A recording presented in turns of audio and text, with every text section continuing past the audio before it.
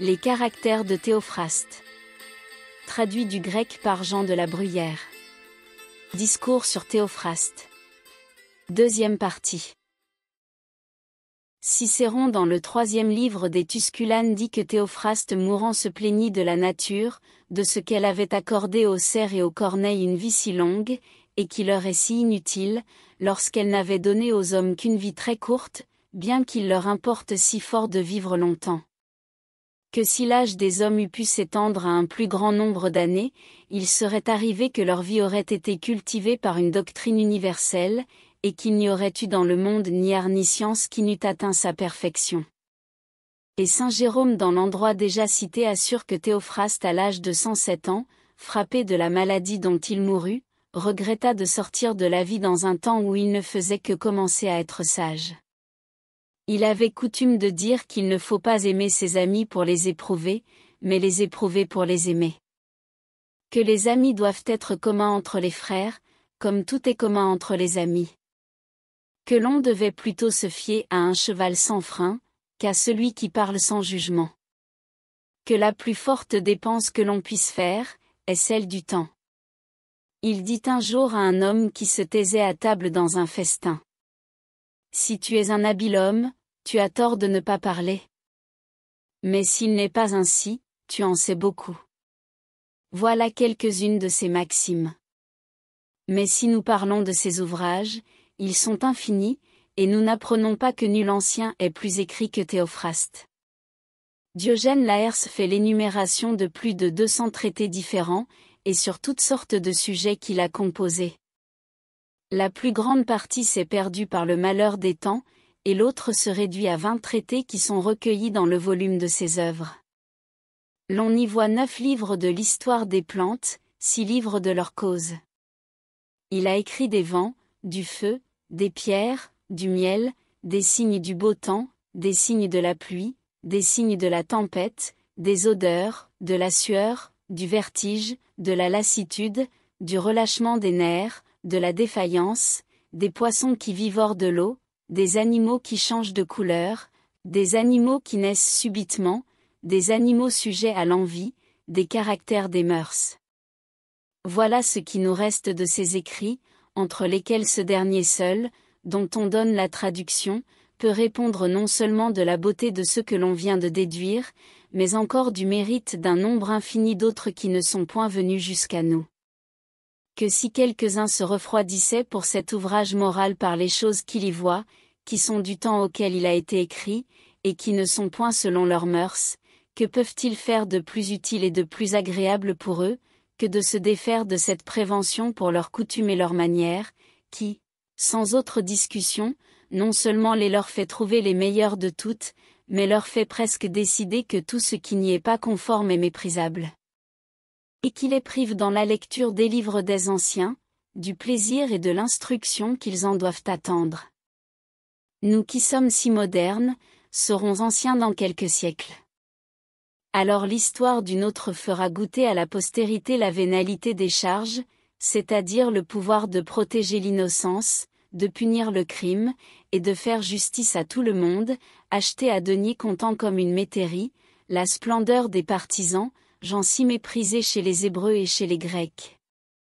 L'on entendra parler d'une capitale d'un grand royaume, où il n'y avait ni place publique, ni bain, ni fontaine, ni amphithéâtre, ni galerie, ni portique, ni promenoir, qui était pourtant une ville merveilleuse.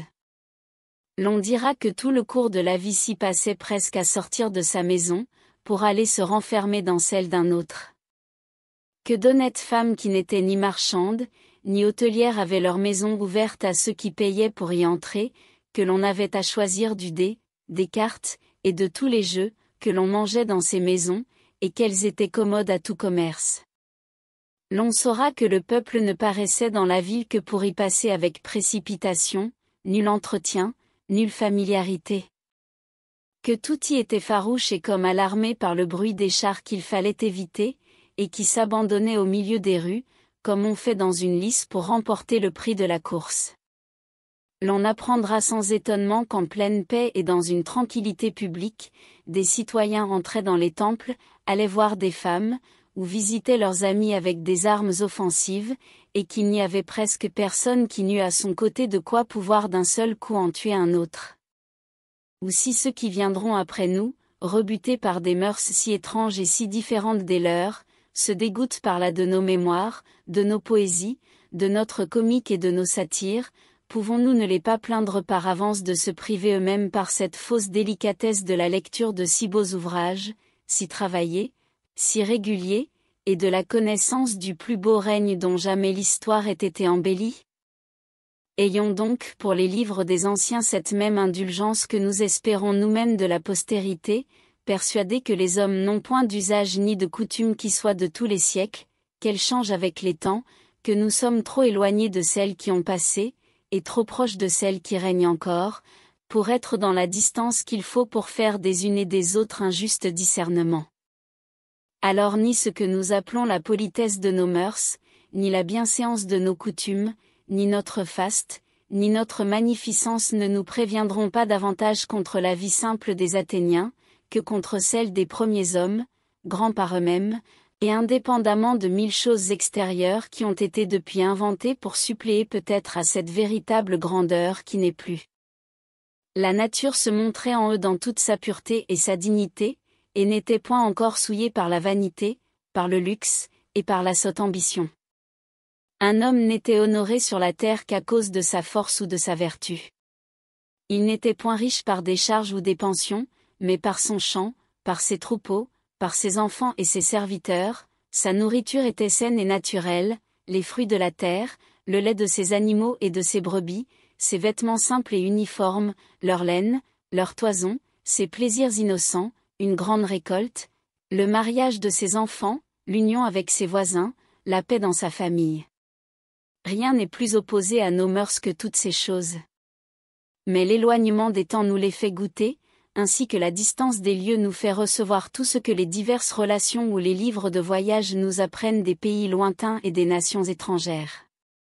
Ils racontent une religion, une police, une manière de se nourrir, de s'habiller, de bâtir et de faire la guerre, qu'on ne savait point, des mœurs que l'on ignorait. Celles qui approchent des nôtres nous touchent, celles qui s'en éloignent nous étonnent. Mais toutes nous amusent, moins rebutées par la barbarie des manières et des coutumes de peuples si éloignés, qu'instruits et même réjouis par leur nouveauté. Il nous suffit que ceux dont il s'agit soient siamois, chinois, nègres ou abyssins. Or ceux dont Théophraste nous peint les mœurs dans ses caractères, étaient athéniens, et nous sommes français.